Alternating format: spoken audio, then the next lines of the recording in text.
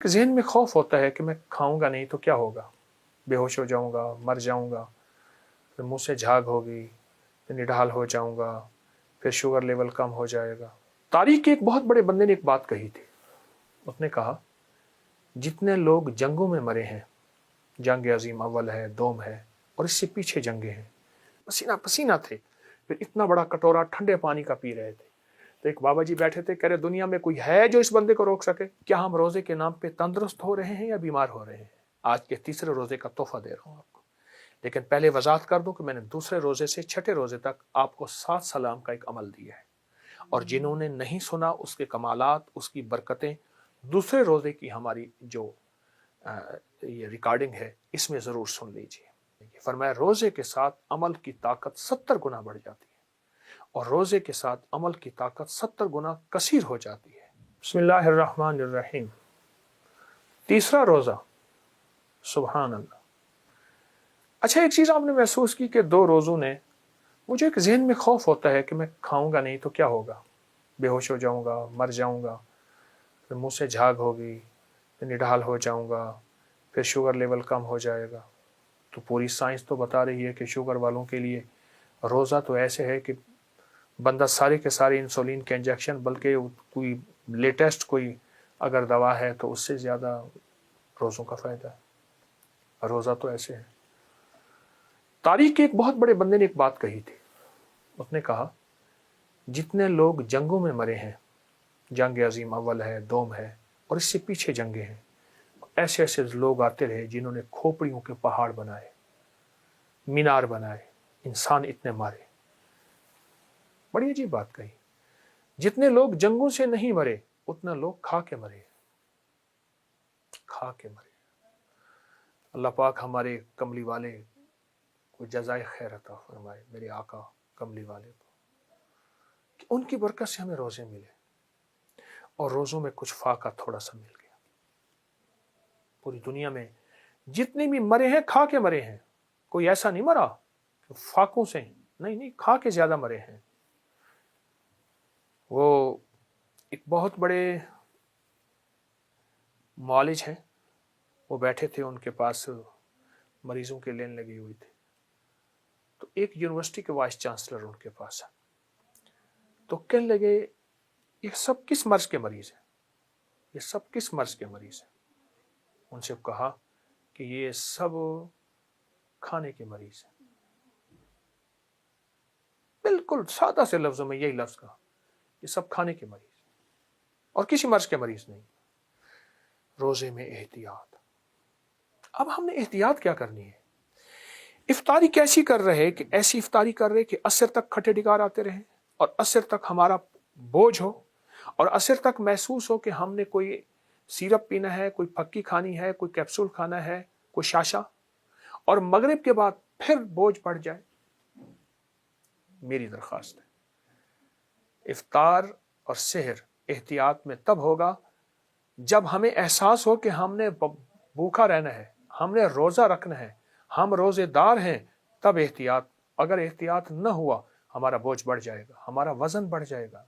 मेरे पास बेशुमार लोग ऐसे आए हैं जिनका खुद रोजे में वजन बढ़ गया, रोजे में वजन बढ़ गया, रोजे में शुगर बढ़ गई, रोजा भी है, कोलेस्ट्रोल, यूरिया, फला फला बढ़ गया, और रोजे में ब्लड प्रेशर बढ़ गया। वो खाया ही इतना ज्यादा था। अच्छा, खाने की 2 कैफियतें हैं, एक खौफ का खाना है, एक शौक का खाना है। आप कहेंगे खौफ का क्या खाना है, इतना खा लूं सारा दिन कैसे गुजारूंगा, खाता जा रहा है, खाता जा रहा है। एक खौफ होता है, ज़हन में सवार होता है कि सारा दिन भूखा रहना है, ये खौफ का खाना है। और एक शौक का खाना एक साहब थे यहाँ लाहौर में, तो वो खा रहे थे, खा रहे थे, खा रहे थे, अजानें हो गई, फिर एक सख्त गर्मी में निहारी खा रहे थे, खा रहे थे, पसीना पसीना थे, फिर इतना बड़ा कटोरा ठंडे पानी का पी रहे थे। तो एक बाबा जी बैठे थे, कह रहे दुनिया में कोई है जो इस बंदे को रोक सके कि अब इफ्तारी सहरी खत्म हो गई है।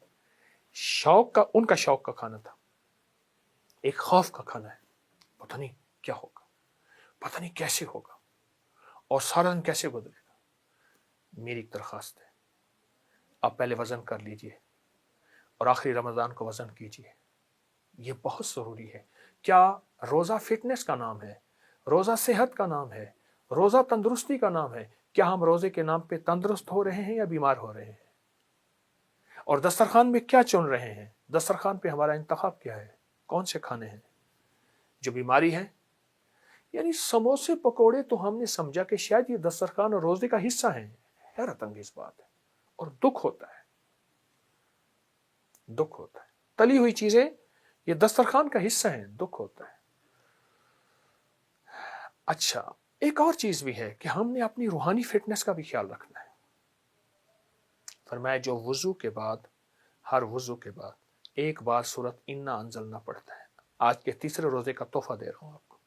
لیکن پہلے وضاحت کر دوں کہ میں نے دوسرے روزے سے چھٹے روزے تک آپ کو 7 سلام کا ایک عمل دیا ہے، اور جنہوں نے نہیں سنا اس کے کمالات، اس کی برکتیں دوسرے روزے کی ہماری جو یہ ریکارڈنگ ہے اس میں ضرور سن لیجیے. اس میں ضرور سن لیجیے. اچھا، وہ ضرور سنیں گے آپ. 7 سلام، اس کی برکات وہ آپ کی الحمدللہ چل رہی ہے اور وہ ہماری چھٹے روزے تک چلے گی. ایک عمل دوں گا. جو بندہ ہر وضو کے بعد جو بندہ سورت انا انزلنا پڑھے گا اس کا چشمہ اتر جائے گا، اس کی نظر تیز ہوگی، اس کی آنکھ میں چمک ہوگی، اس کا دماغ روشن ہوگا اور اس کو نظر بد نہیں لگے گی. ہر وضو کے بعد ایک بار سورت انا انزلنا، ایک بار سورت قدر. سوچیں یہ عمل اگر روزے کے ساتھ ہوگا اس کی تاثیر کتنی بڑھ جائے گی. فرمایا روزے کے ساتھ عمل کی طاقت 70 گنا بڑھ جاتی ہے، اور روزے کے ساتھ عمل کی طاقت 70 گنا کثیر ہو جاتی ہے. آپ جب یہ پڑھیں گے تو یہ آپ ایک دفعہ سورت انا انزلنا نہیں پڑھ رہے، آپ یہ 70 100 70 ہزار 70 لاکھ دفعہ پڑھ رہے. کیوں؟ واللہ یضاعف لمن یشاء واللہ واسع علیم. وہ کریم شہنشاہ ہے، بڑھا دے اپنی برکتیں. عدد اس کے ہاتھ میں سب کچھ ہے، قبضہ قدرت میں. یہ عمل میں آپ کو آج کے تیسرے روزے کی برکت سے دے رہا ہوں. سورت انا انزلنا، سورت قدر ہر وضو کے بعد ضرور پڑھیں. اچھا، صرف یہ رمضان کے لیے نہیں ہے، یہ رمضان کے بعد بھی اس کو مستقل پڑھیے. رمضان میں ابتدا کر لیں، اور میں جس عمل کی ابتدا رمضان میں ہوتی ہے اس کی برکتیں سارا سال رہتی ہیں، اس کی خیریں سارا سال رہتی ہیں، اس کی عطائیں سارا سال رہتی ہیں.